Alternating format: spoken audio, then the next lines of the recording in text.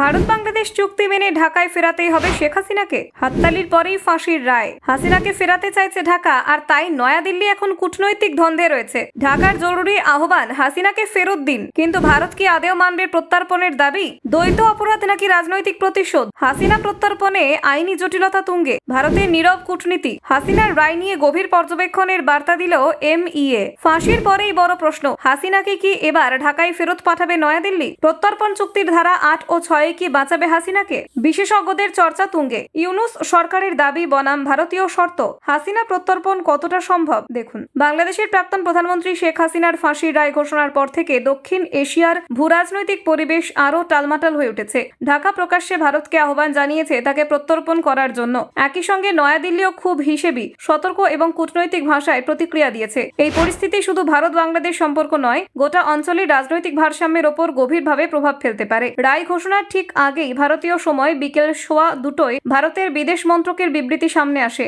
বাংলাদেশকে ঘনিষ্ঠ প্রতিবেশী বলে উল্লেখ করে নয়াদিল্লি জানায়, শান্তি, গণতন্ত্র এবং স্থিতিশীলতার স্বার্থে ভারত সব পক্ষের সঙ্গে আলোচনা করবে। এই ভাষা স্পষ্টতই কূটনৈতিক, যেখানে ভারতের অবস্থান জানানো হলেও প্রত্যর্পণ নিয়ে সরাসরি কিছু বলা হয়নি। ঠিক একই সময় ঢাকা আদালতে হাততালির মধ্যেই ঘোষিত হয় মৃত্যুদণ্ড। মুহূর্তের মধ্যে বাংলাদেশের বিদেশ মন্ত্রক ভারতের কাছে প্রত্যর্পণের আবেদন পাঠায়। প্রত্যর্পণ চুক্তির নিয়ম অনুযায়ী সংশ্লিষ্ট দেশে দোষী সাব্যস্ত হলে অভিযুক্তকে ফেরত পাঠানো যায়। হাসিনার ক্ষেত্রে এই শর্ত প্রযোজ্য, কিন্তু এখানে আরেকটি বড় বাধা, দ্বৈত অপরাধ বা ডুয়েল ক্রিমিনালিটি, অর্থাৎ অভিযুক্তকে উভয় দেশের বিচার ব্যবস্থায় সমান অপরাধী হিসেবে গণ্য হতে হবে। শেখ হাসিনার বিরুদ্ধে মানবতা বিরোধী অপরাধের অভিযোগ ভারত স্বীকার করে না, বরং ভারত বারবার এই অভ্যুত্থানকে রাজনৈতিক অস্থিরতা হিসেবে দেখছে। ফলে আইনি দিক থেকে ঢাকার আবেদনে সরাসরি সাড়া দেওয়ার বাধ্যবাধকতা নেই নয়াদিল্লির। এবার আসে চুক্তির আরো দুটি অত্যন্ত গুরুত্বপূর্ণ ধারা, ধারা 6-1 এবং ধারা 8-3। ধারা 6 স্পষ্টভাবে বলে, যদি মামলার সঙ্গে রাজনৈতিক উদ্দেশ্যে যোগ থাকে তাহলে প্রত্যর্পণ চাওয়া দেশকে প্রত্যাখ্যান করার পূর্ণ অধিকার রয়েছে। শেখ হাসিনার পতন যে রাজনৈতিক আবহে ঘটেছে তা নিয়ে আন্তর্জাতিক মহলেরও তেমন সন্দেহ নেই। ফলে ভারত এই ধারার ভিত্তিতে প্রত্যর্পণ নাও করতে পারে। ধারা 8-3 বলা হয়েছে, অভিযুক্ত ব্যক্তি যদি আবেদনকারী সরকারের সঙ্গে রাজনৈতিক সংঘাতের শিকার হন তাহলেও প্রত্যর্পণ নাকচ করা যায়। অন্তর্বর্তী সরকারের প্রধান উপদেষ্টা ইউনূসের ওপর রাজনৈতিক উদ্দেশ্য প্রণোদিত